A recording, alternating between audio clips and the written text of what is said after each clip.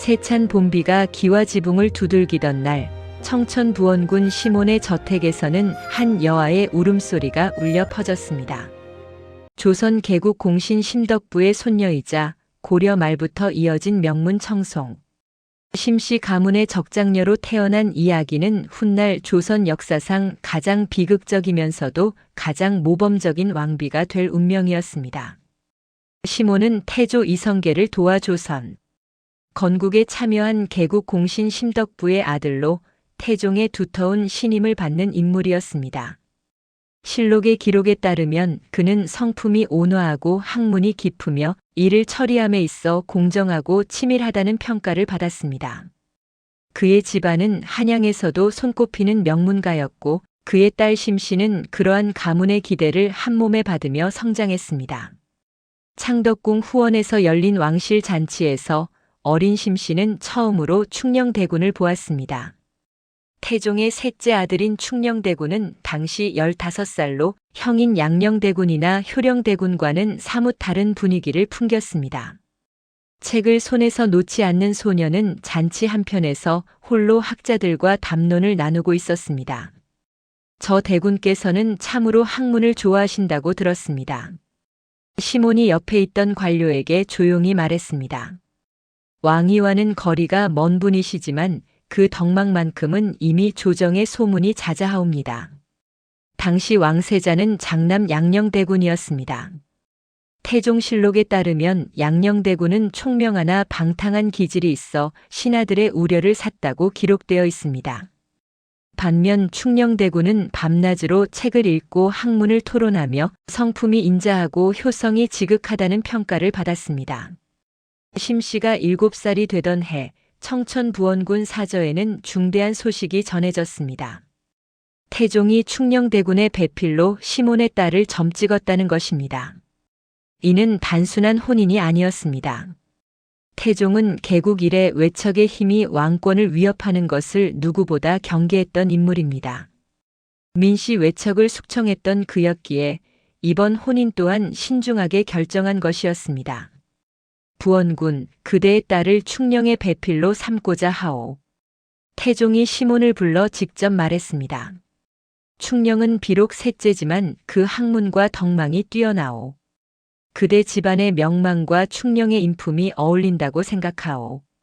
시몬은 깊이 절하며 답했습니다. 성은이 만극하옵니다, 전하. 소신의 딸이 비록 부족하오나 대군을 잘 섬기도록 가르치겠나이다. 이 혼담은 한양의 큰 화제가 되었습니다. 청송심씨는 고려 말부터 이어진 명문가였고 시몬은 태종의 신임이 두터운 신하였습니다. 그러나 일각에서는 우려의 목소리도 있었습니다. 외척이 너무 강해지는 것은 아닌가 하는 것이었습니다. 혼인을 앞두고 심씨는 궁중 예법을 배우기 위해 창덕궁에 들어갔습니다. 그곳에서 그녀는 시어머니가 될 원경왕후 민씨를 처음 뵙게 되었습니다. 원경왕후는 조선 개국 공신 민재의 딸로 태종의 정비였습니다. 그러나 그녀의 친정 역시 태종의 외척 견제 속에서 고난을 겪었던 가문이었습니다. 아이고, 참으로 단아하고 영특한 아이로구나. 원경왕후가 심씨의 손을 잡으며 말했습니다. 그러나 그녀의 눈빛 깊은 곳에는 알 수 없는 걱정이 서려 있었습니다. 궁중은 화려해 보이지만 그 속은 매우 엄격하단다. 특히 왕실의 며느리가 되는 것은. 원경왕후는 말을 흐렸습니다. 그녀는 자신의 친정이 겪었던 비극을 떠올렸을 것입니다. 태종 2년 그녀의 친오빠들인 민무구, 민무질이 태종에 의해 제거되었습니다. 태종실록 태종 2년 1월 조에는 왕이 외척의 세력을 두려워하여 민씨 형제를 제거했다고 명확히 기록되어 있습니다.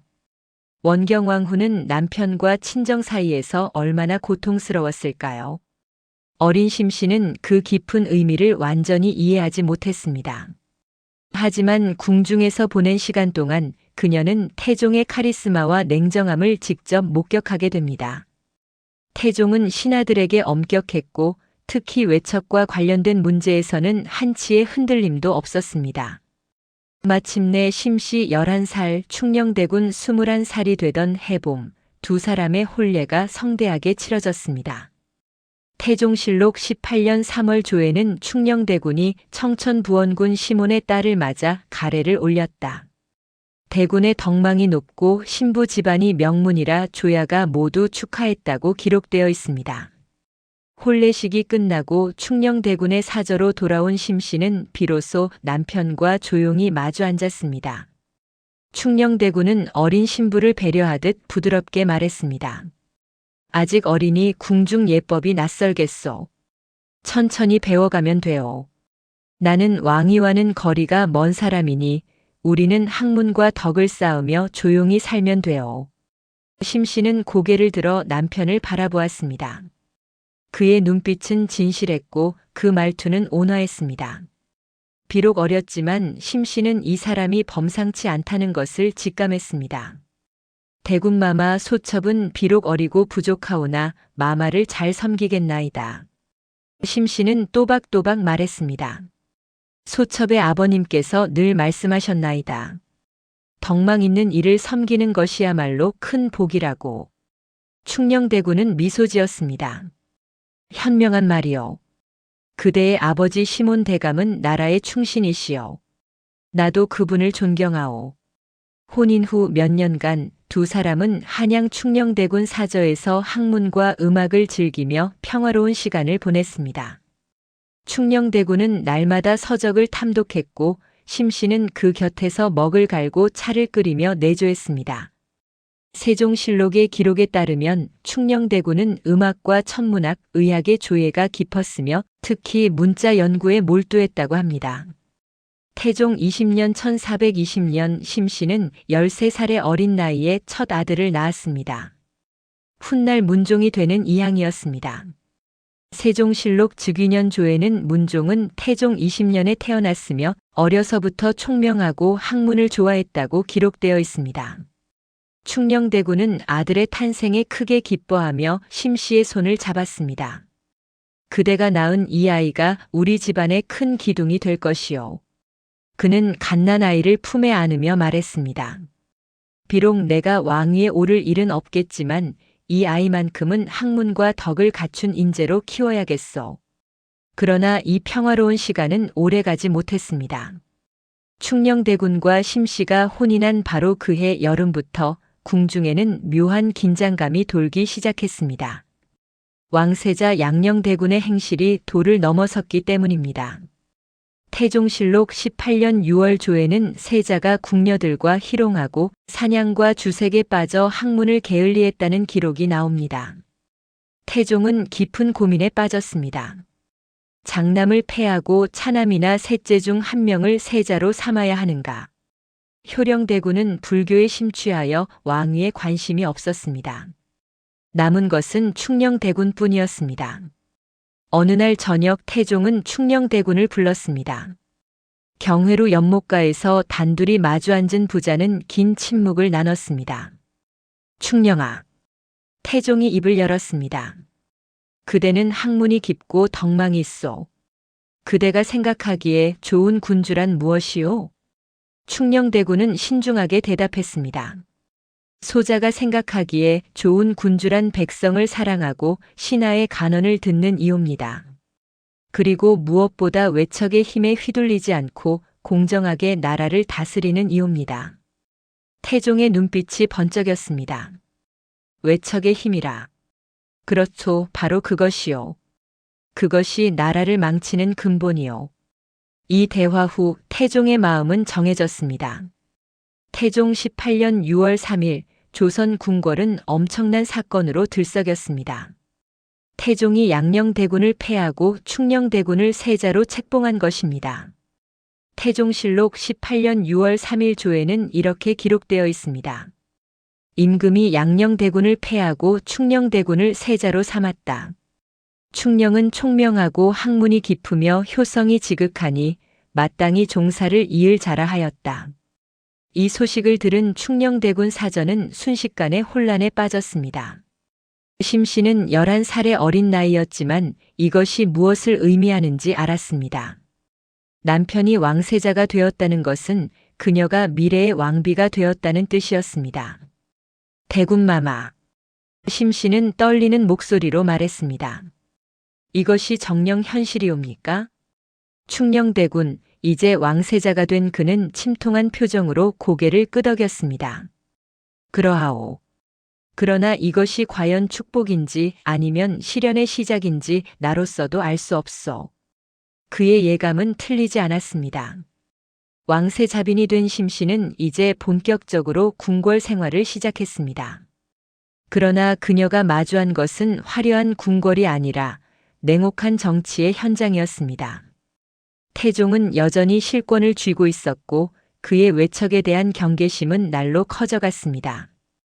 어느 날 심씨는 우연히 태종과 신하들의 대화를 듣게 되었습니다. 전하, 이제 세자가 정해졌으니 세자빈의 친정도 힘을 얻을 것이옵니다. 한 신하가 조심스럽게 말했습니다. 태종의 목소리는 차가웠습니다.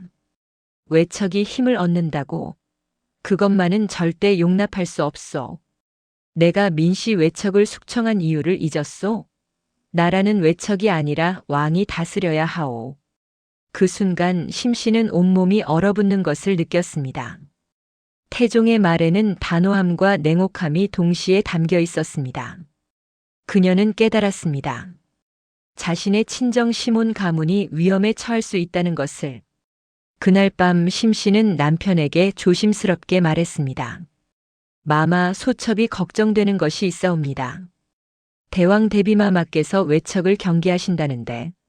세자는 그녀의 손을 잡았습니다. 나도 그 점을 우려하고 있소. 하지만 당신의 부친 시몬 대감은 충직한 신하이시니 분명 무사하실 것이요. 그러나 두 사람 모두 마음 깊은 곳에서는 알고 있었습니다. 태종의 결단은 누구도 막을 수 없다는 것을.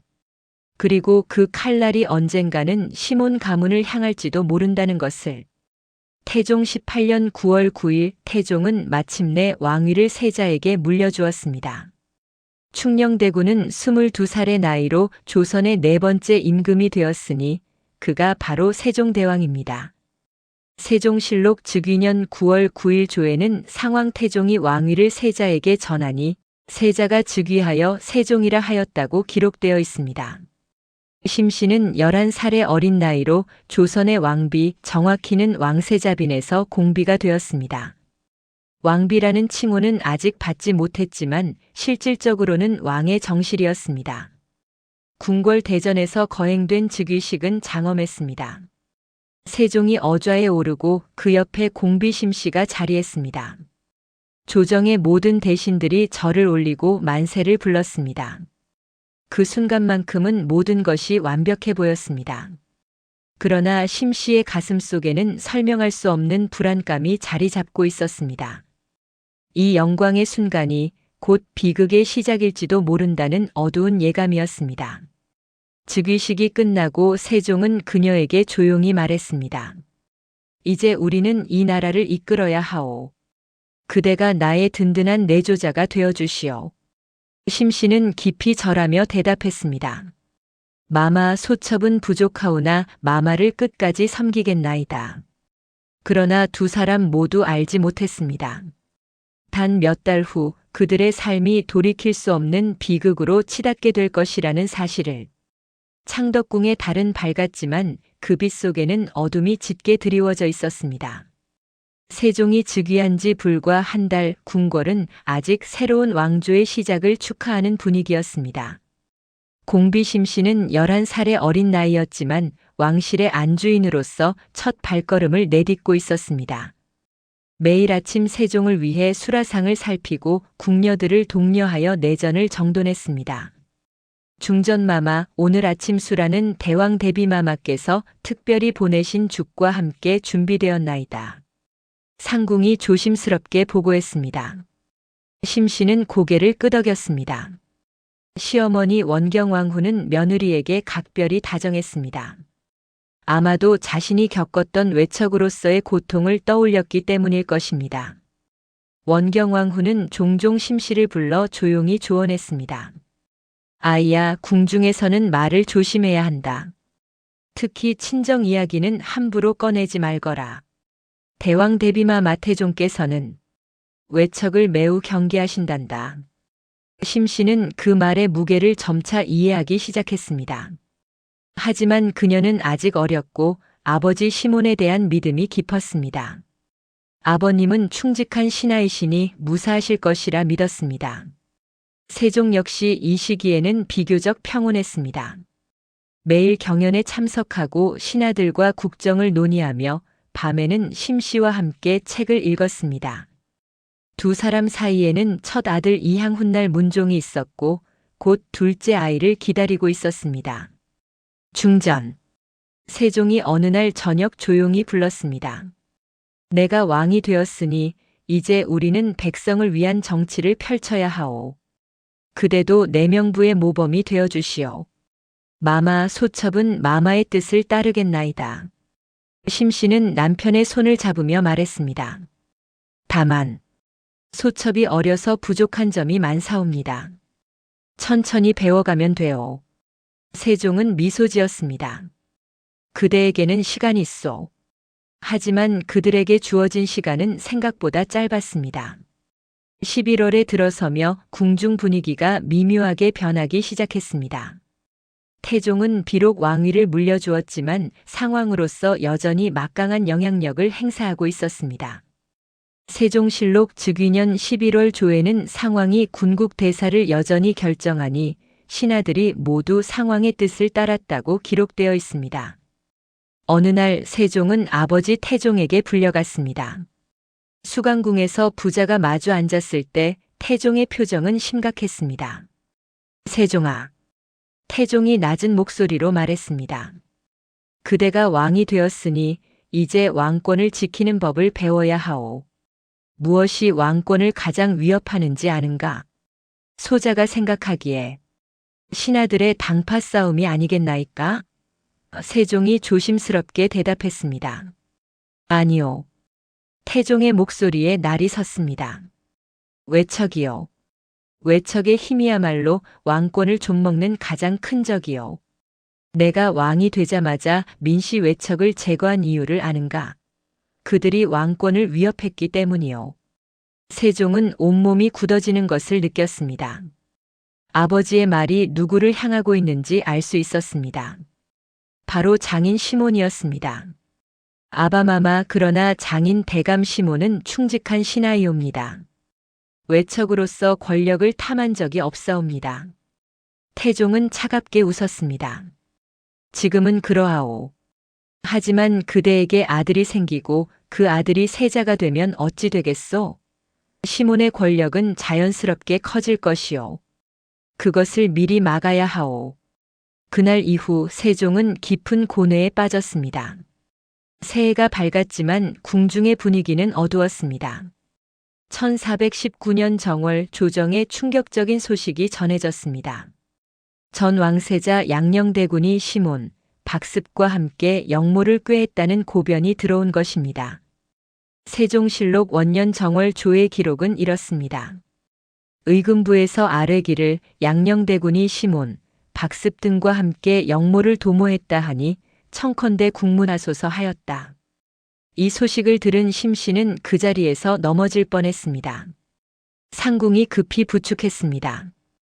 중전마마 정신을 차리소서. 아니 되옵니다. 심씨는 떨리는 목소리로 말했습니다. 아버님께서 영모를 꾀하실 리가 없사옵니다. 이것은 무고이옵니다. 하지만 궁녀들은 그녀를 말릴 수밖에 없었습니다. 이미 태종이 직접 이 사건을 주도하고 있었기 때문입니다. 역사가들은 후대에 이를 외척 제거를 위한 계획된 사건이라 평가합니다. 실제로 태종실록과 세종실록을 교차 분석하면 태종이 이미 세종 즉위 전부터 시몬 제거를 계획하고 있었음을 알 수 있습니다. 심씨는 곧바로 세종을 찾아갔습니다. 남편은 대전에서 무릎을 꿇고 통곡하고 있었습니다. 마마. 심씨가 달려가 세종의 손을 잡았습니다. 아버님은 결코 영모를 꾀할 분이 아니시옵니다. 소첩이 잘 아나이다. 세종은 눈물을 흘리며 고개를 저었습니다. 나도 아오. 나도 장인 대감이 충직한 분임을 아오. 하지만 아바마마께서 이미 결심하셨소. 나는 왕이지만 아직 아바마마의 뜻을 거스를 수 없소. 그날 밤 두 사람은 밤새 울며 지냈습니다.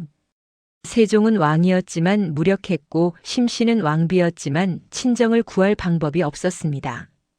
국문은 가혹했습니다. 의금부 옥사에서 시몬은 혹독한 고문을 받았습니다. 세종실록 원년 2월 8일 조에는 시몬을 국문하되 끝내 복하지 않았다고 기록되어 있습니다. 시몬은 죽음 앞에서도 자신의 결백을 주장했습니다. 소신은 결코 영모를 꾀한 적이 없나이다. 이는 누군가의 무고이옵니다. 하지만 태종의 의지는 단호했습니다. 2월 10일 시몬에게 사사 명령이 내려졌습니다. 세종실록 원년 2월 10일 조는 이렇게 기록합니다. 시몬에게 사약을 내렸다. 시몬이 옥에서 죽으니 나이 48이었다. 왕이 크게 슬퍼하며 3일 동안 조회를 폐하였다. 소식을 들은 심씨는 그 자리에서 기절했습니다. 깨어났을 때 그녀는 미친 듯이 울부짖었습니다. 아바마마, 아바마마. 궁녀들이 그녀를 붙잡았지만 그녀의 슬픔은 멈출 수 없었습니다. 세종은 그녀를 품에 안고 함께 울었습니다. 미안하오. 내가 왕이면서도 장인 대감을 구하지 못했소. 세종의 목소리는 비통했습니다. 이 모든 것이 내 잘못이오. 아니옵니다, 마마. 심씨는 눈물 속에서도 남편을 위로했습니다. 마마의 잘못이 아니옵니다. 이것은 운명이옵니다. 하지만 그녀의 마음속에서는 무언가가 부서지는 소리가 들렸습니다. 아버지를 잃은 슬픔 그리고 자신이 왕비가 되었기 때문에 친정이 화를 입었다는 죄책감이 그녀를 짓눌렀습니다. 그러나 비극은 여기서 끝나지 않았습니다. 시몬이 사사된 지 며칠 후 조정에서는 충격적인 논의가 시작되었습니다. 왕비 심씨를 폐위해야 한다는 주장이었습니다. 세종실록 원년 2월 20일 조에는 이런 기록이 있습니다. 대간에서 아뢰기를 시몬이 역적이 되었으니 그 딸인 왕비를 폐하는 것이 옳다 하였다. 상왕태종이 이를 허락하려 하니 왕이 크게 통곡하였다. 이 소식을 들은 심씨는 절망에 빠졌습니다. 폐비는 단순히 왕비 자리를 잃는 것이 아니었습니다. 조선 왕조에서 폐비는 곧 유배나 죽음을 의미했습니다. 세종의 할머니인 신덕왕후도 사후에 폐비되어 능까지 옮겨진 선례가 있었습니다. 소첩이 죽겠나이다. 심씨는 세종 앞에 엎드려 울었습니다. 소첩 때문에 마마께서 고통받으시니 차라리 소첩이 죽겠나이다. 세종은 그녀를 일으켜 세우며 단호하게 말했습니다. 절대 그런 말을 하지 마시오. 당신은 내 아내이고 내 아들의 어머니요. 내가 왕이 되어서라도 당신을 지키겠소. 세종은 즉시 수강궁으로 달려가 아버지 태종 앞에 무릎을 꿇었습니다. 세종실록의 기록에 따르면 세종은 눈물을 흘리며 밤새 간청했다고 합니다. 아바마마 중전은 아무 죄가 없나이다. 단지 역적의 딸로 태어났을 뿐이옵니다. 부디 중전만은 살려주소서. 소자가 무릎을 꿇고 밤새 빌겠나이다. 태종은 아들의 간청에도 냉정했습니다. 왕위를 지키려면 외척을 끊어야 하오. 심씨를 그대로 두면 훗날 그 가문이 다시 일어설 것이오. 그렇다면 소자가 직접 맡겠나이다. 세종은 목소리를 높였습니다. 중전과 그 가문은 영원히 정치에서 손을 떼게 하겠나이다. 부디 중전만은 살려주소서. 바로 그때 심씨가 직접 수강궁으로 찾아왔습니다. 그녀는 태종 앞에 무릎을 꿇고 이마가 피가 날 때까지 절을 올렸습니다. 대왕대비마마. 심씨의 목소리는 떨렸지만 단호했습니다. 소첩이 역적의 딸이옵니다. 소첩의 친정은 이미 멸문을 당했고 소첩은 이제 친정이 없는 사람이옵니다. 태종은 차갑게 그녀를 바라보았습니다. 심씨는 계속 말했습니다. 소첩은 오늘부로 친정 심씨를 잇겠나이다. 소첩은 오직 왕실의 며느리이자 세종의 아내이며 왕손의 어머니일 뿐이옵니다. 소첩의 모든 혈육과 인연을 끊겠나이다. 그녀의 눈에서 눈물이 흘러내렸습니다. 하지만 목소리는 흔들리지 않았습니다. 만약 소첩이나 소첩의 친족이 조금이라도 권력을 탐하거든 그때는 소첩의 목을 치소서. 소첩은 오직 왕실의 안녕만을 바라옵니다. 태종은 긴 침묵 끝에 입을 열었습니다. 그대의 결심이 진심인가? 천지신명께 맹세하옵니다. 심씨는 고개를 조아렸습니다.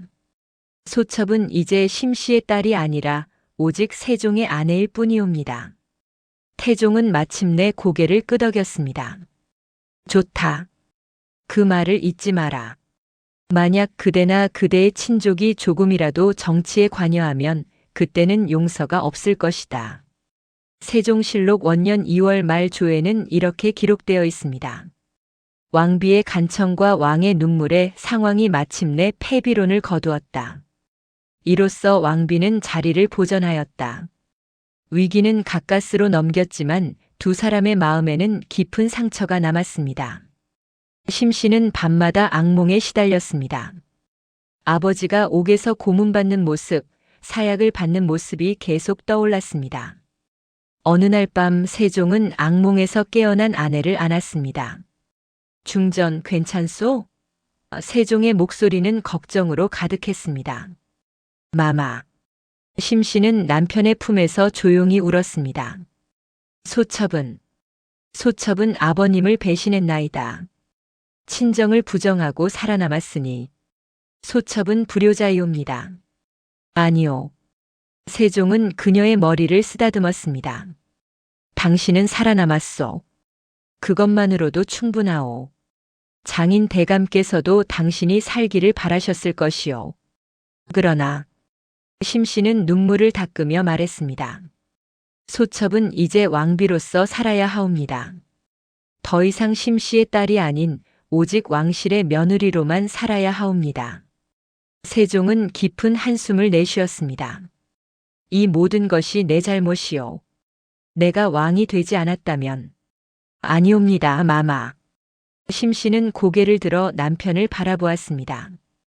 이것은 운명이옵니다. 그리고 소첩은 결심했나이다. 이제부터 소첩은 역사상 가장 모범적인 왕비가 되겠나이다.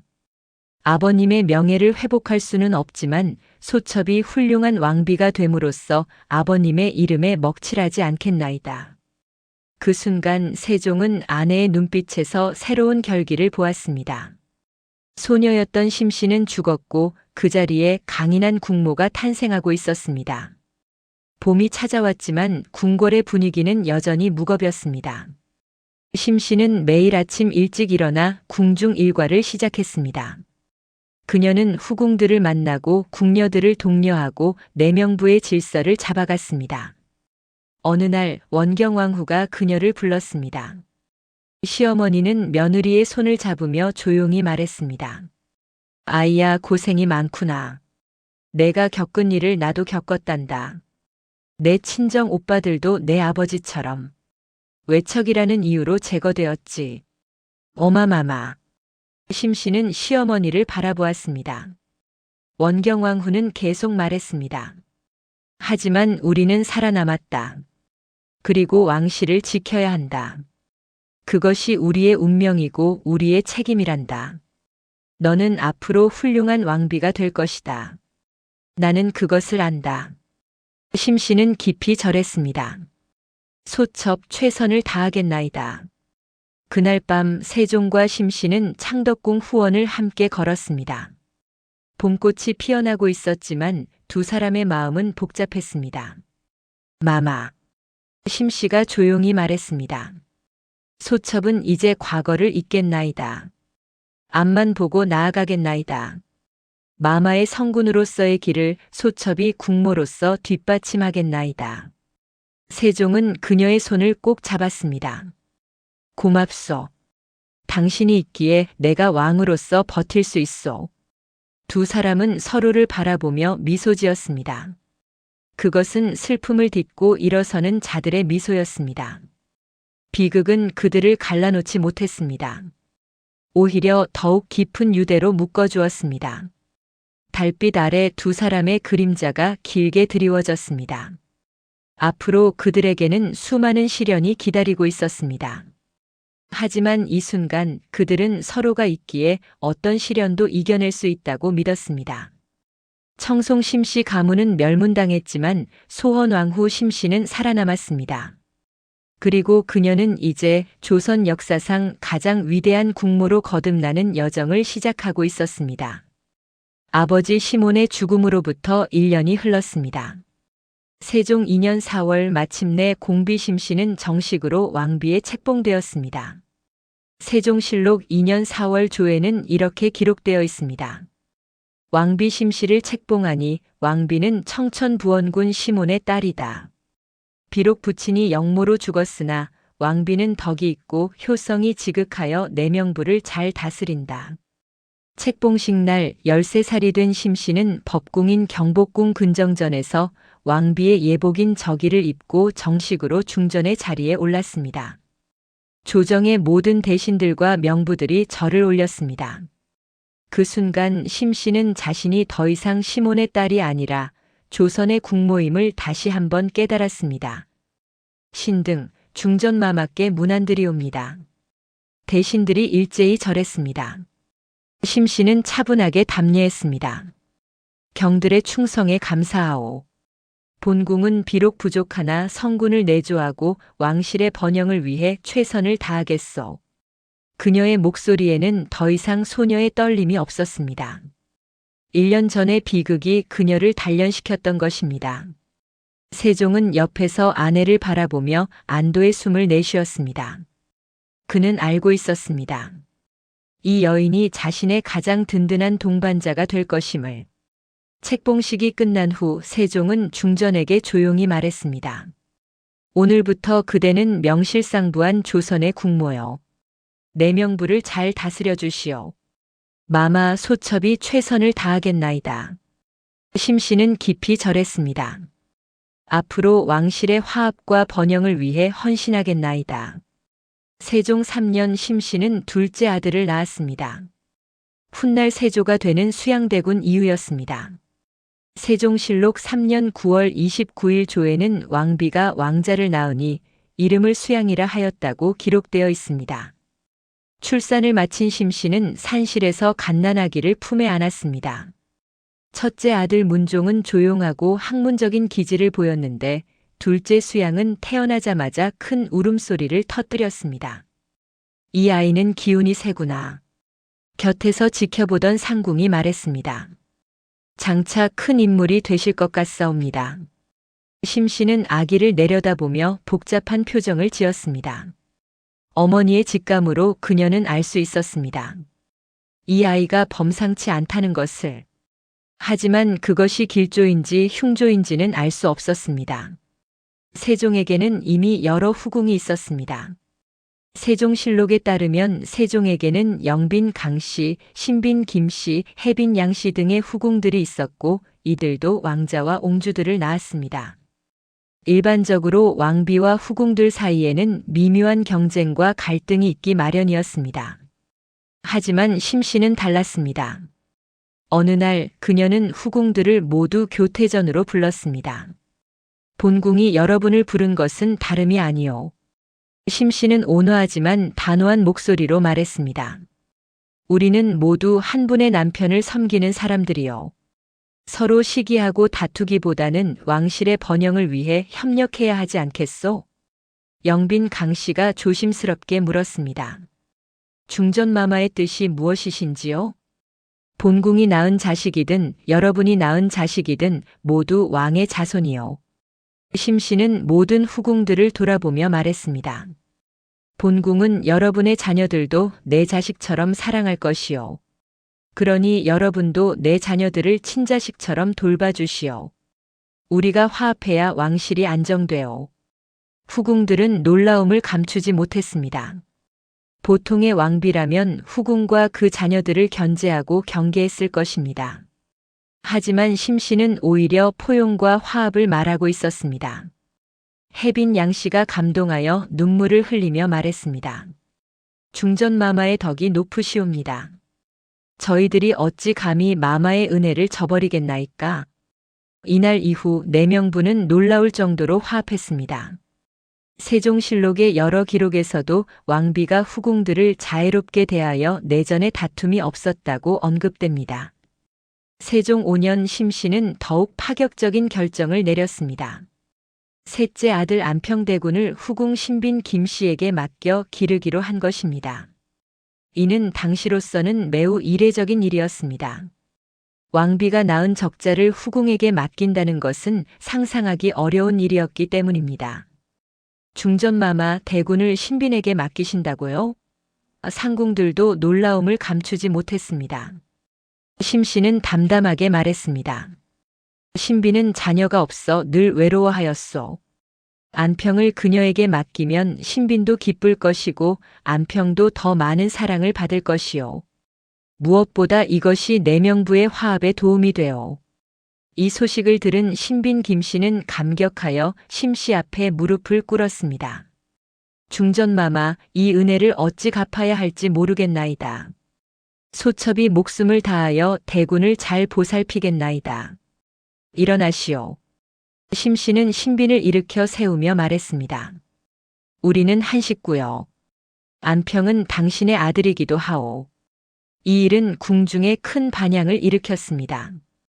조정의 대신들도 왕비의 도량에 감탄했습니다. 세종실록 5년 조에는 왕비의 덕이 높아 후궁들과 화합하니 내전이 화목하고 왕자들이 우애 있게 자랐다고 기록되어 있습니다. 세종은 아내의 이런 결정에 깊은 감명을 받았습니다. 중전, 그대의 도량은 참으로 넓소. 이것이야말로 진정한 국모의 모습이요. 심씨는 미소 지으며 답했습니다. 마마 소첩은 친정을 잃었을 때 깨달았나이다. 혈육이란 피로만 이어지는 것이 아니라 마음으로 이어지는 것이라고. 왕실의 모든 자녀들이 소첩의 자식이옵니다. 세종 8년 장남 문종이 8살이 되면서 왕세자로 책봉되었습니다. 세종실록 8년 7월 조에는 원자를 왕세자로 책봉하였다고 기록되어 있습니다. 이제 심씨는 왕비이자 세자의 어머니가 되었습니다. 세종 10년 1428년 문종은 10살의 나이로 휘빈 김씨와 혼인했습니다. 심씨는 이 어린 며느리를 맞이하며 각별히 신경 썼습니다. 그녀는 자신이 어린 나이에 왕실에 들어와 겪었던 어려움을 기억하고 있었기 때문입니다. 세자빈. 심씨는 휘빈을 따로 불러 다정하게 말했습니다. 그대도 어려서 이곳에 들어왔으니 낯설고 두려울 것이요. 하지만 걱정하지 마시오. 본궁이 친어머니처럼 돌봐줄 것이요. 휘빈 김씨는 감격하여 눈물을 흘렸습니다. 어마마마 감사합니다. 심씨는 그녀의 손을 잡으며 말을 이었습니다. 궁중 생활은 엄격하오. 하지만 가장 중요한 것은 세자를 잘 섬기고 왕실의 화합을 위해 노력하는 것이요. 그리고 절대 정치에 관여하지 마시오. 외척의 화는 나라를 망치요. 마지막 말에는 깊은 의미가 담겨 있었습니다. 심씨는 자신의 친정이 외척으로 몰려 멸문당한 아픔을 며느리에게 경고로 전하고 있었던 것입니다. 명심하겠나이다, 어마마마. 휘빈은 진지하게 답했습니다. 하지만 안타깝게도 휘빈 김씨는 세종 10년에 일찍 세상을 떠났고 문종은 이후 순빈 봉씨를 맞이했습니다. 심씨는 새로운 며느리 순빈도 똑같이 자애롭게 대했습니다. 세종 12년 심씨는 40째 아들을 낳았습니다. 이로써 그녀는 8남 2녀의 어머니가 되었습니다. 세종실록에 기록된 심씨의 자녀들은 다음과 같습니다. 문종, 세조, 안평대군, 이명대군, 광평대군, 금성대군, 평원대군, 영흥대군, 정소공주, 정의공주. 10명의 자녀를 키우는 것은 결코 쉬운 일이 아니었습니다. 하지만 심씨는 한 명 한 명을 정성껏 돌보았습니다. 매일 아침 자녀들의 건강을 살피고 교육을 점검했습니다. 어느 날 세종이 물었습니다. 중전, 그대는 어찌 그리 많은 자녀를 완벽하게 돌볼 수 있소? 게다가 후궁들의 자녀까지 챙기지 않소. 심씨는 부드럽게 답했습니다. 마마, 자식을 키우는 것은 어머니의 본분이옵니다. 소첩은 제 친정 부모님을 일찍 여의었지만 그분들께서 주신 사랑을 자식들에게 전하고 있을 뿐이옵니다.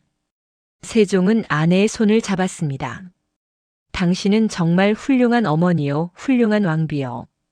세종이 각종 개혁 정책을 추진하면서 조정은 늘 분주했습니다. 집현전 설치, 과학기술 발전, 음악 정리, 그리고 무엇보다 훈민정음 창제 작업이 진행되고 있었습니다. 심씨는 이 모든 과정에서 남편을 조용히 뒷받침했습니다. 세종이 밤늦게까지 국정을 고민할 때 그녀는 차를 끓여주고 옆에서 묵묵히 함께했습니다. 마마, 너무 무리하지 마소서. 심씨가 걱정스럽게 말했습니다. 마마의 건강이 무엇보다 중요하옵니다. 중전, 나는 백성을 위한 문자를 만들고 싶소. 세종은 피곤한 눈으로 말했습니다. 한자는 배우기 어려워 백성들이 자신의 뜻을 표현할 수 없소. 우리말을 쓸 수 있는 쉬운 문자가 필요하오. 마마의 뜻이 얼마나 원대한지 소첩도 잘 알고 있나이다. 심씨는 남편의 손을 잡았습니다. 소첩이 내전에서 뒷받침하겠나이다. 마마는 마음껏 성군의 길을 걸으소서. 그녀는 결코 정치에 직접 관여하지 않았습니다. 신하들과의 접촉도 최소화했고 친정이 없었기에 외척 문제에서도 완전히 자유로웠습니다. 하지만 내명부를 완벽하게 관리하고 왕실의 화합을 이끌며 세종이 정치에 전념할 수 있도록 뒷받침했습니다. 세종실록 15년 조에는 이런 평가가 있습니다. 왕비는 덕이 있고 검소하며 정치에 관여하지 않고 오직 내명부를 잘 다스렸다. 이로써 왕이 마음 편히 정사를 돌볼 수 있었다. 세종 18년 심씨는 30살이 되었습니다. 지난 세월을 돌아보며 그녀는 점차 불교에 귀의하기 시작했습니다. 아버지를 잃은 상처, 친정을 부정해야 했던 아픔은 여전히 그녀의 마음 깊은 곳에 남아 있었습니다. 어느 날 그녀는 세종에게 조심스럽게 말했습니다. 마마, 소첩이 내불당에서 기도를 올리고 싶사옵니다. 왕실의 안녕과 백성의 평화를 위해서옵니다. 세종은 조금 망설였습니다. 그는 유교를 중시했지만 아내의 마음을 이해했습니다. 중전이 마음의 평안을 찾는다면 그것도 좋을 것이요. 이후 심씨는 틈날 때마다 불공을 드렸습니다. 하지만 그것이 정치적 영향을 미치지 않도록 항상 조심했습니다. 그녀의 불교 신앙은 개인적인 영역에 머물렀습니다. 연부를 외우며 그녀는 먼저 간 아버지를 위해 기도했습니다. 아바마마, 소녀는 이제 강인한 왕비가 되었나이다. 부디 저승에서 편히 쉬소서. 세종 20년 조선은 문화적, 정치적으로 황금기를 맞이하고 있었습니다. 집현전 학자들이 활발히 활동했고 과학기술이 발전했으며 국방도 튼튼해졌습니다. 이 모든 것의 그림자에는 소헌왕후 심씨가 있었습니다. 그녀는 화려한 전면에 나서지 않았지만 왕실의 안정이라는 가장 중요한 기초를 다졌습니다. 팔남 이녀를 훌륭히 키워냈고 후궁들과 화합했으며 내명부를 완벽하게 통솔했습니다. 조정의 대신들도 왕비의 덕을 칭송했습니다. 영의정 황희가 세종에게 말했습니다. 전하, 중전마마의 덕이 높으시어 내전이 화목하옵니다. 이는 나라의 큰 복이옵니다. 세종은 미소 지으며 답했습니다. 경의 말이 옳소. 내게 중전이 있었기에 이 모든 것이 가능했소. 그날 밤 세종과 심씨는 달빛 아래 함께 앉아 있었습니다. 두 사람은 말없이 서로의 손을 잡고 있었습니다. 젊은 시절의 비극을 함께 이겨낸 두 사람, 이제는 조선의 황금기를 함께 만들어가는 동반자였습니다. 중전. 세종이 조용히 말했습니다. 당신이 없었다면 나는 성군이 될 수 없었을 것이요. 마마. 심씨는 남편을 바라보며 답했습니다. 소첩 역시 마마가 아니었다면 이 자리에 있지 못했을 것이옵니다. 우리는 함께 걸어왔고 앞으로도 함께 걸을 것이옵니다. 어둠 속에서 피어난 연꽃은 이제 만개하여 조선 왕실의 가장 아름다운 향기를 내뿜고 있었습니다. 세종 12년 1430년 소헌왕후는 40의 나이로 궁궐 후원의 연못가에 홀로 서 있었습니다. 가을 연꽃이 지고 난 자리에는 씨앗만이 남아 있었습니다. 그녀의 손에는 세자시강원에서 올라온 문종의 건강 기록이 들려 있었습니다. 세자저하 또다시 기침이 심하시어 야간 강학을 중단하셨사옵니다라는 글귀가 그녀의 마음을 무겁게 짓눌렀습니다. 이항 그녀의 첫째 아들이자 조선의 왕세자는 태어날 때부터 총명했습니다. 세종실록에는 세자가 5살에 이미 천자문을 깨우치고 7살에 사설을 논하니 좌우가 신동이라 칭송하였다는 기록이 남아 있습니다. 소헌왕후는 이 아들에게서 남편 세종의 학문적 열정과 깊이를 고스란히 보았습니다. 하지만 동시에 그 연약한 체구와 창백한 얼굴빛에서 불안을 감출 수 없었습니다. 세종 10년 봄 세자궁에서 왕비는 15살 세자와 마주 앉아 있었습니다. 세자는 또다시 밤새 독서하다 쓰러졌고 어이들이 급히 달려왔던 참이었습니다. 마마 소신은 괜찮사옵니다. 아버마마께서 하루에 5시즌을 공부하시는데 소신이 어찌 게을리할 수 있겠사옵니까? 세자의 눈빛은 진지했지만 그 목소리는 떨리고 있었습니다. 소헌왕후는 아들의 손을 꽉 잡았습니다. 그 손은 너무나 가늘고 차가웠습니다.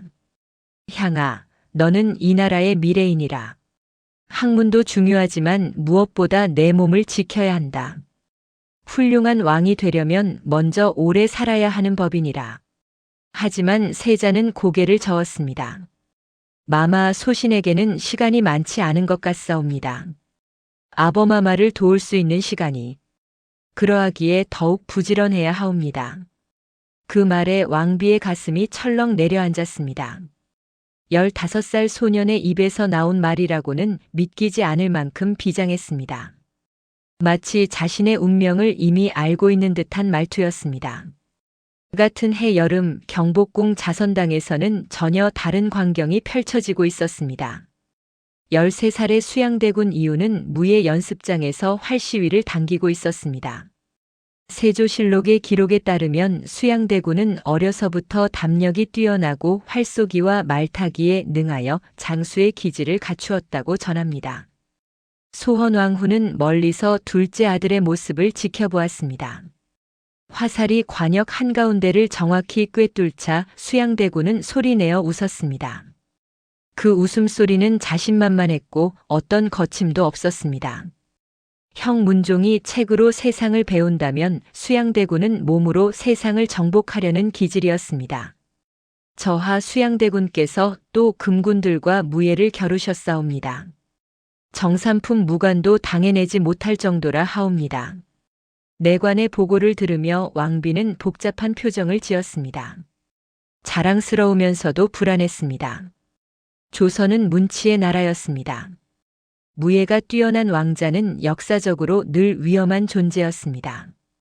태조 이성계도 태종도 모두 무인 출신이었고 그들의 왕위는 피로 얼룩져 있었습니다.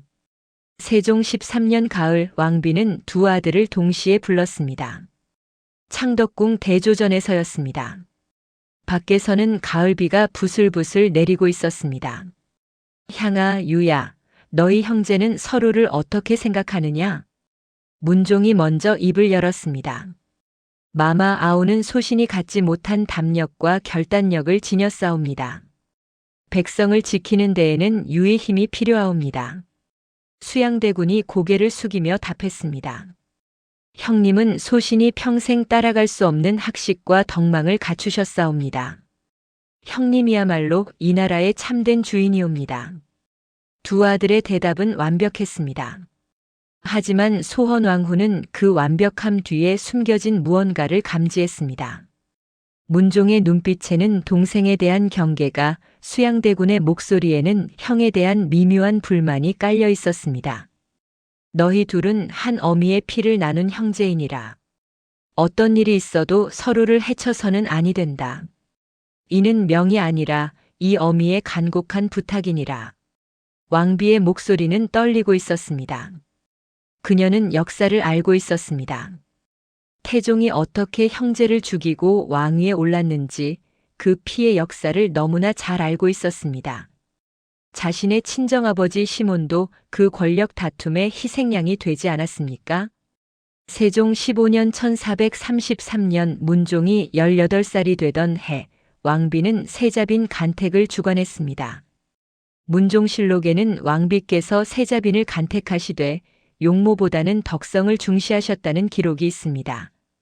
소헌왕후는 세자빈으로 의성 김씨 김종서의 딸을 낙점했습니다. 혼례식날 왕비는 세자궁으로 문종을 찾아갔습니다. 아들은 예복을 갖춰 입고 있었지만 여전히 안색이 좋지 않았습니다. 향아, 오늘은 기쁜 날이다. 하지만 어미는 한 가지 당부하고 싶구나. 세자빈을 아끼고 사랑하되 무엇보다 내 건강을 돌보거라. 후사를 서두르지 말고 먼저 내 몸을 튼튼히 하여라. 문종은 어머니의 손을 잡았습니다. 마마, 소신은 압니다. 마마께서 항상 소신을 걱정하신다는 것을. 하오나 소신은 세자로서의 책무를 다해야 하옵니다. 아버마마께서 낮이나 밤이나 백성을 위해 일하시는데 소신이 어찌 편히 쉴 수 있겠사옵니까? 그해 겨울 문종은 첫 아들 단종 이홍위를 얻었습니다. 하지만 기쁨도 잠시 세자빈 김씨는 출산 후 산후병으로 시름시름 앓기 시작했습니다. 세종 19년 세자빈은 결국 23세 나이로 세상을 떠났습니다. 소헌왕후는 며느리의 빈소를 지키며 밤새 울었습니다. 세종실록 세종 19년 2월 기록에는 왕비께서 세자빈의 죽음을 극히 슬퍼하시어 석 달 동안 소식을 전폐하시고 상복을 입으셨다고 전합니다. 왕비는 알고 있었습니다. 이 죽음이 아들 문종에게 얼마나 큰 상처가 될지를. 그리고 실제로 그 이후 문종의 건강은 더욱 악화되었습니다. 세종 20년 1438년 23세 수양대군은 이미 조정에서 상당한 영향력을 행사하고 있었습니다. 무예뿐 아니라 병서 연구에도 뛰어나 세종은 종종 그를 군사 관련 회의에 참석시켰습니다. 세종실록에는 수양대군이 진법을 논하니 좌우의 신하들이 모두 감탄하였다는 기록이 여러 차례 등장합니다. 어느 날 저녁 왕비는 수양대군을 따로 불렀습니다. 교태전의 작은 방에서였습니다. 촛불 하나만이 어둠을 밝히고 있었습니다. 유야, 내가 요즘 병조의 일에 깊이 관여한다고 들었다. 수양대군은 무릎을 꿇었습니다. 예, 마마. 아버마마께서 명하시어 북방 오랑캐 방비책을 연구하고 있사옵니다. 그것은 좋은 일이다. 하지만 유야, 너는 절대 잊어서는 안 된다. 내 형이 이 나라의 세자이고 미래의 왕이라는 사실을 말이다. 수양대군의 얼굴이 굳어졌습니다. 마마, 소신은 한 번도 그 사실을 잊은 적이 없사옵니다. 그런데 어찌하여 내 눈빛에는 늘 불만이 서려 있느냐? 내 형이 병약하다고 해서 내가 왕위를 탐내는 것은 아니겠지? 왕비의 목소리는 날카로웠습니다. 수양대군은 고개를 더욱 깊이 숙였습니다. 마마, 황송하옵니다. 소신은 다만 형님께서 이 무거운 짐을 혼자 지시는 것이 안타까울 따름이옵니다. 형님은 학문에 뛰어나시나 이 험난한 세상을 이끌기에는 그만. 왕비의 목소리가 방 안을 가득 채웠습니다. 유야, 내 형이 약하다고 생각하느냐? 아니다. 내 형은 너보다 강하다. 진정한 강함은 칼과 활에 있지 않고 백성을 품는 마음에 있는 법이다. 내 아버지를 보아라.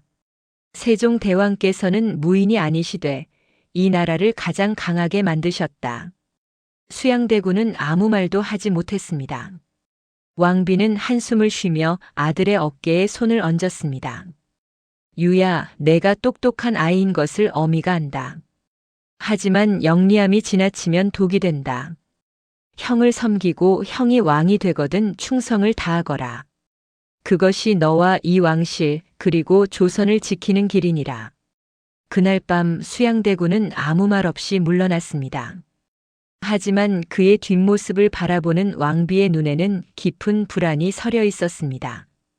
세종 22년 1440년 왕비는 50살이 되었습니다. 그녀는 이제 8명의 아들과 2명의 딸을 둔 어머니였습니다. 하지만 그녀의 마음은 언제나 두 아들 문종과 수양대군에게 쏠려 있었습니다. 어느 날 세종이 왕비에게 조용히 물었습니다. 중전, 그대는 향이와 유를 보며 무엇을 생각하시오? 왕비는 한참을 침묵하다가 대답했습니다. 전하 소첩은 두렵사옵니다. 향이는 너무 약하고 유는 너무 강하옵니다. 이 둘의 균형이 깨지는 날 이 왕실에 피바람이 불까 두렵사옵니다. 세종은 왕비의 손을 잡았습니다. 나도 그 걱정을 하고 있소. 하지만 우리가 할 수 있는 것은 그들에게 올바른 길을 보여주는 것뿐이요. 왕위는 하늘이 정하는 것이니 우리는 다만 그들이 서로를 사랑하도록 가르칠 뿐이요. 왕비는 고개를 끄덕였지만 마음 깊은 곳의 불안은 사라지지 않았습니다. 세종 25년 1443년 28살의 문종은 세자로서의 역할을 충실히 수행하고 있었습니다. 아버지 세종을 대신해 국정을 돌보고 여러 정책을 주관했습니다. 특히 훈민정음 창제 작업에 깊이 관여하며 학문적 업적을 쌓아갔습니다. 하지만 건강은 더욱 나빠졌습니다. 세종실록 세종 25년 기록에는 세자께서 기침병이 깊어지시어 한 달에 열흘은 침상에 누우시니 대신들이 모두 근심하였다고 적혀 있습니다. 소헌왕후는 거의 매일 세자궁을 찾았습니다. 약을 직접 다리고 아들의 곁을 지켰습니다. 어느 날 밤 기침으로 잠 못 이루는 문종의 이마를 쓰다듬으며 왕비는 속삭였습니다. 향아, 너는 이미 훌륭한 세자이니라. 무리하지 말거라. 내가 건강해야 이 나라가 안정된다. 문종은 어머니의 손을 잡고 눈물을 흘렸습니다. 마마 소신은 때때로 생각합니다. 차라리 유가 세자였더라면 어땠을까 하고요. 유는 강하고 결단력이 있습니다. 소신같이 병약한 자보다 이 나라를 더 잘 이끌 수 있을지도 모릅니다. 왕비는 아들의 뺨을 가만히 어루만졌습니다. 향아, 그런 생각은 하지도 말거라. 내 안의 진정한 강함을 너는 아직 모르는구나. 내 자애로움, 내 지혜, 내 인내심, 그것들이야말로 왕의 진정한 덕목이니라. 유는 훌륭한 신하가 될 것이다. 하지만 왕은 내가 되어야 한다. 세종 27년 1445년 왕비는 중병에 걸렸습니다. 하지만 그녀는 병상에서도 두 아들을 불렀습니다. 문종과 수양대군이 함께 어머니의 침상 앞에 무릎을 꿇었습니다. 향아 유야, 이 어미가 곧 너희 곁을 떠날 것 같구나. 마마, 두 아들이 동시에 외쳤습니다. 왕비는 미소를 지으며 두 아들의 손을 각각 잡았습니다. 그리고 그 두 손을 맞잡게 했습니다. 너희는 형제이니라. 피로 맺어진 인연이니라. 어떤 권력도 어떤 왕위도 이 인연보다 귀하지 않다. 이 어미가 가장 바라는 것은 너희 둘이 평생 서로를 지키며 살아가는 것이니라. 약속하거라. 문종이 먼저 말했습니다. 마마 소신은 평생 아우를 형제로 아끼겠나이다. 수양대군도 고개를 숙였습니다. 소신도 형님을 평생 섬기겠나이다. 하지만 왕비는 수양대군의 눈을 똑바로 바라보았습니다. 유야, 섬긴다는 것은 마음으로 섬기는 것이니라. 입으로만 하는 약속은 약속이 아니다. 내 마음 깊은 곳에 욕심을 버리고 진정으로 형을 왕으로 받들겠다고 맹세하거라. 그 순간 수양대군의 눈빛이 흔들렸습니다. 왕비는 그것을 놓치지 않았습니다. 그녀는 아들의 손을 더욱 꽉 잡았습니다. 유야, 어미는 안다.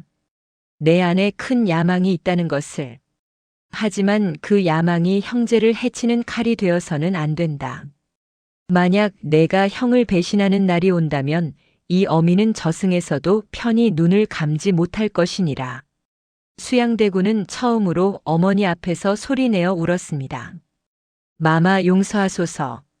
소신의 마음을 다 들키셨나이다. 하오나 소신은 형님을 해칠 마음은 추호도 없사옵니다. 다만 이 나라가 강해지기를 바랄 뿐이옵니다. 왕비는 고개를 저었습니다. 나라가 강해지는 것과 내가 왕이 되는 것은 다른 일이니라. 유야, 진정으로 나라를 사랑한다면 내 자리에서 최선을 다하거라. 왕이 되지 않아도 나라를 빛낼 수 있는 법이니라. 그날 이후 소헌 왕후의 병세는 조금씩 호전되었습니다. 하지만 그녀의 마음속 불안은 사라지지 않았습니다. 밤마다 그녀는 악몽에 시달렸습니다. 두 아들이 칼을 들고 서로를 마주보는 꿈, 궁궐의 피가 낭자한 꿈을 꾸었습니다. 세종 28년 1446년 왕비는 마지막으로 두 아들과 손자 단종을 함께 불렀습니다. 어린 단종은 겨우 5살이었습니다. 향아, 이 아이가 훗날 내 뒤를 이을 왕이니라. 잘 키우거라. 그리고 수양대군을 향해 말했습니다. 유야, 이 아이는 내 조카이니라. 형이 세상을 떠나거든 이 아이를 지켜주어야 한다. 내가 섭정이 되어 이 아이가 성군이 되도록 도와야 하느니라. 수양대군은 고개를 숙였습니다. 하지만 대답은 하지 않았습니다. 왕비는 그 침묵의 의미를 알았습니다. 그녀는 조용히 눈을 감았습니다. 자신이 세상을 떠난 후 이 왕실에 어떤 비극이 닥칠지 너무나 선명하게 보였습니다. 하지만 그녀는 이미 할 수 있는 모든 것을 다했습니다. 성군의 아내로서, 두 왕의 어머니로서 그녀는 최선을 다했습니다. 이제 남은 것은 하늘의 뜻에 맡기는 것뿐이었습니다. 소헌 왕후가 예견한 비극은 그녀가 세상을 떠나고 불과 7년 후 현실이 되었습니다. 1453년 수양대군은 계유정난을 일으켜 조카 단종의 신하들을 제거했고 1455년 마침내 왕위에 올라 세조가 되었습니다. 문종은 재위 2년 만에 병으로 세상을 떠났고 어린 단종은 결국 폐위되어 죽임을 당했습니다. 어머니 소헌 왕후가 그토록 막고자 했던 형제간의 비극, 왕실의 피바람은 결국 역사가 되고 말았습니다. 하지만 그녀의 노력과 사랑, 그리고 두 아들을 향한 간절한 바람만큼은 역사 속에 영원히 기록되어 있습니다. 세종 26년 1444년 봄 소헌 왕후는 창덕궁 후원의 연못가에 홀로 앉아 있었습니다. 그녀의 나이 54. 한때 왕실을 밝게 비추던 그녀의 얼굴에는 깊은 주름이 새겨져 있었고 검은 머리카락 사이로 은발이 드러나 보였습니다. 하지만 그녀의 눈빛만큼은 여전히 맑고 단단했습니다. 연못의 물은 봄바람에 잔잔히 일렁이고 있었습니다. 아직 연꽃이 피기에는 이른 계절이었지만 왕비는 매년 이맘때면 이곳을 찾았습니다. 진흙 속에 묻혀있을 연뿌리를 생각하며 자신의 삶을 되돌아보곤 했습니다. 마마 춥사옵니다. 안으로 드시옵소서. 상궁의 말에 왕비는 고개를 저었습니다. 아니다. 조금만 더 있겠노라. 이곳이 어미에게는 위로가 되느니라. 그녀의 손에는 편지 한 통이 들려 있었습니다. 평안도에서 온 부음이었습니다. 그녀의 6째 아들 광평대군 이여가 26의 젊은 나이로 세상을 떠났다는 소식이었습니다. 세종실록 26년 3월 기록에는 광평대군이 평안도에서 병으로 졸하니 왕비께서 통곡하시며 사흘 동안 식음을 전폐하시었다고 적혀 있습니다. 광평대군은 소헌 왕후의 8아들 중에서도 특히 온화하고 효성이 깊은 아들이었습니다. 그가 평안도 지역의 백성을 위해 헌신하다 병을 얻어 세상을 떠났다는 소식에 왕비의 마음은 찢어질 듯 아팠습니다. 여야, 내가 어미보다 먼저 가다니. 왕비는 하늘을 올려다보았습니다. 봄 하늘은 맑고 푸르렀지만 그녀의 가슴은 먹구름으로 가득했습니다. 6 아들을 키워 모두 대군의 지위에 올렸지만 그중 한 명을 이렇게 먼저 보내야 한다는 것이 어찌 이리도 가혹한지. 세종 27년 1445년 여름 또 다른 비극이 왕비를 덮쳤습니다. 이번에는 일곱째 아들 평원대군 이임이었습니다. 22살의 꽃다운 나이에 갑작스러운 병으로 세상을 떠난 것입니다. 세종실록 27년 6월 기록은 이렇게 전합니다. 평원대군이 급병으로 졸하니 왕과 왕비께서 모두 비통해하시었다. 특히 왕비께서는 1년 사이에 두 아들을 잃으신 슬픔으로 병석에 누우시니 상하가 모두 근심하였다. 교태전 침소에 누워있던 왕비는 천장을 멍하니 바라보고 있었습니다. 세종이 조용히 들어와 아내의 손을 잡았습니다. 중전 하늘의 뜻을 원망하지 마시오. 우리가 할 수 있는 것은 전하. 왕비가 남편의 말을 막았습니다. 소첩은 하늘을 원망하는 것이 아니옵니다. 다만 이 어미가 무엇을 잘못했기에 자식들이 이리도 먼저 떠나는지 알 수가 없사옵니다. 왕비의 눈에서 눈물이 흘러내렸습니다. 세종은 아내를 조용히 안아주었습니다. 평생을 함께한 부부였지만 자식을 잃은 슬픔 앞에서 그들은 한없이 연약한 인간일 뿐이었습니다. 며칠 후 왕비는 간신히 몸을 일으켜 평원대군의 빈소를 찾았습니다. 하얀 소복 차림의 왕비는 아들의 영정 앞에 무릎을 꿇고 오랜 시간 기도했습니다. 이마, 어미가 미안하구나. 내가 이 세상에 태어나 왕자로 살면서 과연 행복했는지, 권력과 정치의 무게 때문에 자유롭게 살지 못하게 한 것은 아닌지, 어미는 항상 내가 평범한 백성으로 태어나 평온하게 살기를 바랐단다. 이제 가서는 편히 쉬거라. 연이은 아들들의 죽음으로 소헌 왕후의 건강은 급격히 악화되었습니다. 그리고 같은 해 가을 또 다른 비보가 날아들었습니다. 어머니 안씨 부인이 80의 나이로 별세한 것입니다. 청송 심씨 가문의 마지막 어른이었던 안씨 부인은 사위인 태종에 의해 남편 시몬이 차명당한 후 평생을 궁궐 밖에서 조용히 살아왔습니다. 딸이 왕비가 되었지만 외척이라는 이유로 궁궐 출입조차 자유롭지 못했던 그녀는 손녀들의 얼굴도 제대로 보지 못한 채 세상을 떠났습니다. 왕비는 어머니의 임종을 지키지 못했습니다. 궁중의 예법상 왕비가 함부로 궁을 벗어날 수 없었기 때문입니다. 어머니가 세상을 떠났다는 소식을 들었을 때 왕비는 대조전에서 그대로 주저앉아 통곡했습니다.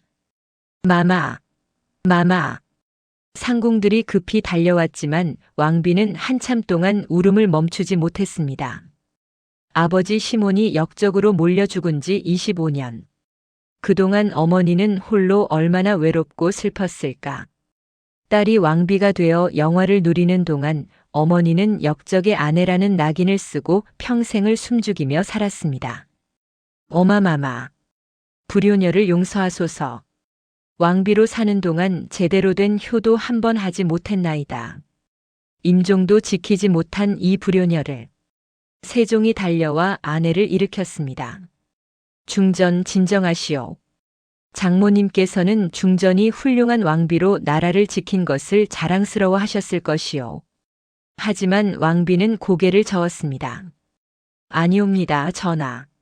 소첩의 어마마마는 왕비 같은 딸보다 평범하게라도 곁을 지켜줄 딸을 원하셨을지도 모릅니다. 권력이 무엇이옵니까? 사랑하는 이들을 지키지도 못하는데. 그날 밤 왕비는 불단 앞에 앉아 밤새 연부를 외웠습니다. 세종 28년 1446년 초 소헌 왕후는 회복할 수 없는 병에 걸렸습니다. 세종실록은 왕비께서 위독하시어 대전께서 친히 약을 다리시고 밤낮으로 간호하셨다고 기록하고 있습니다.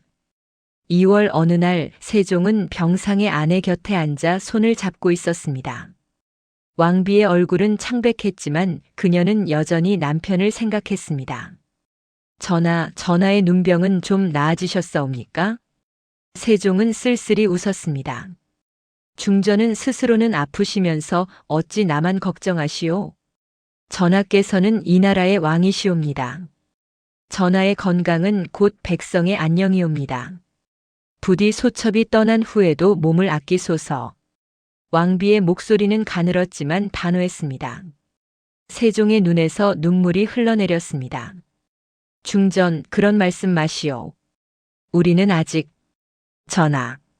왕비가 남편의 손을 꽉 잡았습니다. 소첩은 압니다. 이제 시간이 얼마 남지 않았다는 것을. 그러니 전하, 소첩의 마지막 부탁을 들어주소서. 세종은 고개를 끄덕였습니다. 목이 메어 말이 나오지 않았습니다. 문종. 향이를 잘 부탁하옵니다. 그 아이는 병약하옵니다. 전하께서 오래오래 사셔서 향이가 왕위를 물려받을 때까지 지켜주소서. 그리고 왕비는 잠시 숨을 고르고 말을 이었습니다. 수양. 유를 잘 다스려 주소서. 그 아이 안에는 큰 욕심이 있사옵니다. 전하께서 살아계실 동안에는 그 욕심이 드러나지 않을 것이옵니다. 하지만 전하께서 돌아가시고 향이가 왕위에 오르면 부디 형제끼리 서로 해치는 일이 없도록. 왕비의 목소리는 점점 작아졌습니다. 세종은 아내의 손을 양손으로 감싸 쥐었습니다. 중전, 염려 마시오.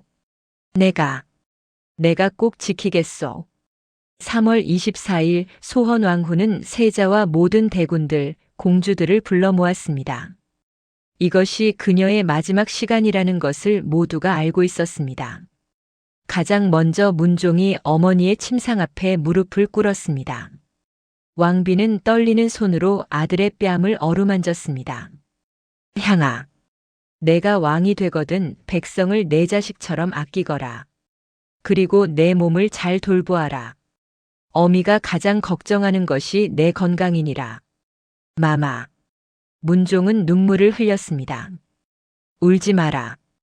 왕은 울어서는 안 된다. 백성 앞에서 강해야 하느니라. 그 다음은 수양대군이었습니다. 왕비는 둘째 아들의 눈을 똑바로 바라보았습니다. 유야, 어미의 마지막 부탁이니라. 내 형을 평생 섬기고 형의 아들을 지켜주거라. 절대로 왕위를 탐내지 말거라. 그것이 너와 이 왕실 그리고 조선을 지키는 길이니라. 수양대군은 대답 대신 깊이 절했습니다. 왕비는 한숨을 쉬었습니다. 그녀는 알고 있었습니다. 이 아들이 자신의 말을 지키지 못할 것이라는 것을. 안평대군, 이명대군, 그리고 어린 영흥대군까지 왕비는 한 명 한 명의 아들들에게 마지막 당부를 남겼습니다. 정의공주와 정현공주 두 딸에게는 시집 가서도 서로 자매의 정을 잊지 말라고 말했습니다. 마지막으로 왕비는 어린 손자 단종을 불렀습니다. 5살의 단종은 할머니가 왜 이렇게 아픈지 이해하지 못한 채 침상 곁으로 다가왔습니다. 홍이야. 왕비는 어린 손자의 손을 잡았습니다. 할마마마가 이제 멀리 가신단다. 하지만 하늘에서 항상 너를 지켜볼 것이니라. 내가 훗날 왕이 되거든 백성을 사랑하고 신하들의 말에 귀 기울이거라. 그리고 왕비의 목소리가 떨렸습니다. 주변 사람들을 잘 살피거라. 때로는 가장 가까운 사람이 가장 위험할 수도 있느니라. 어린 단종은 고개를 끄덕였지만 그 말의 의미를 이해하지는 못했습니다. 왕비는 손자의 머리를 쓰다듬으며 눈물을 흘렸습니다.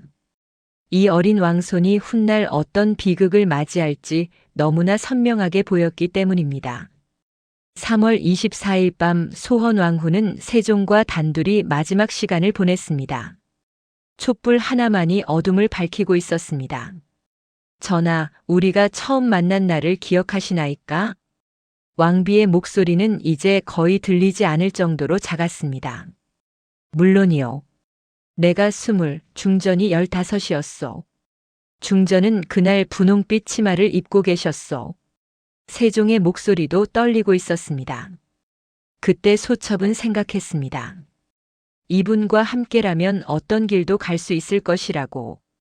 그리고 실제로 전하와 함께한 이 30년은 소첩 인생의 전부였사옵니다. 중전. 전하, 후회는 없사옵니다. 아버지를 잃고 친정을 잃고 사랑하는 자식들을 먼저 보내고 고통스러운 일도 많았지만 전하를 만난 것만으로도 소첨의 삶은 충분히 행복했사옵니다. 세종은 더 이상 참지 못하고 아내를 끌어안았습니다. 중전 가지 마시오. 제발. 나를 혼자 두지 마시오. 왕비는 남편의 등을 가만히 두드렸습니다. 전하는 강한 분이시옵니다. 소첩 없이도 잘하실 수 있습니다. 그리고 소첩은 떠나는 것이 아니옵니다. 전하의 곁에 이 궁궐 어딘가에 항상 있을 것이옵니다.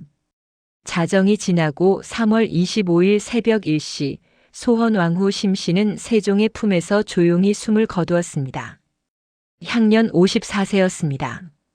세종실록 28년 3월 25일 기록 왕비께서 승하하시니 대전께서 통곡하시며 사흘 동안 물 한 모금 드시지 않으셨다.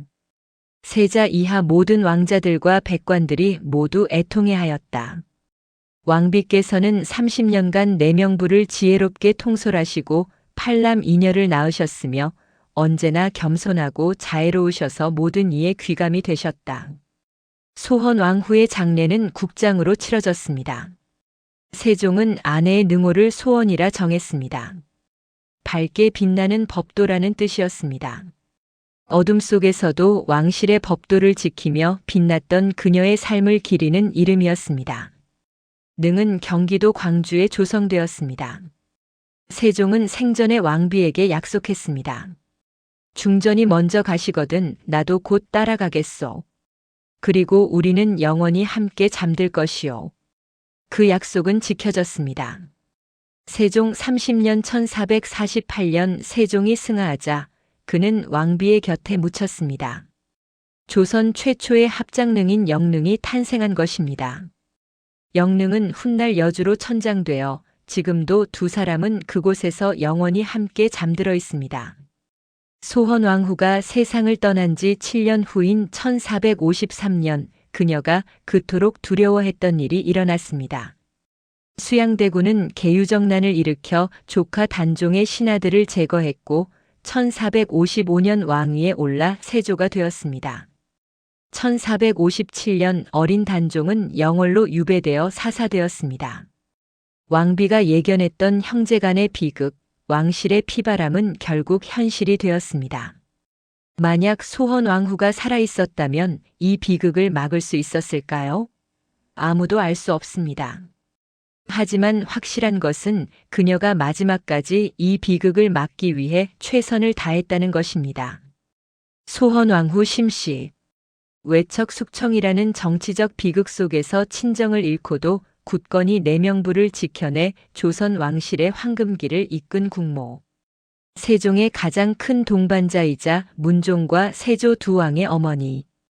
그녀의 삶은 어둠 속에서도 결코 시들지 않고 피어난 연꽃과 같았습니다. 진흙 속에 뿌리를 박고도 맑고 향기로운 꽃을 피우는 연꽃처럼 그녀는 비극과 고통 속에서도 왕실을 지키고 자식들을 사랑하고 백성을 품었습니다.